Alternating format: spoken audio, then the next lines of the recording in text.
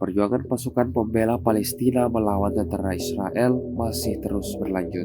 Terhitung serangan pertama pada 7 Oktober 2023, para syuhada Palestina sekalipun tidak pernah mundur melawan tentara pendudukan. Terbukti dalam sebuah rekaman yang beredar di media sosial Telegram pada Rabu 20 Maret 2024. Dalam video memperlihatkan aksi kontak senjata sedang terjadi antara prajurit dari Brigade Syuhada Al-Aqsa dengan IDF. Tampak pejuang Palestina mengirimkan rentetan tembakan yang diarahkan ke posisi pasukan Israel. Diketahui ketegangan ini terjadi di wilayah pos pemeriksaan Tasano sebelah barat Tulkarim. Tidak diketahui pasti seperti apa selanjutnya. Peristiwa yang berlangsung pada malam hari ini menuai beragam komentar dari warganet.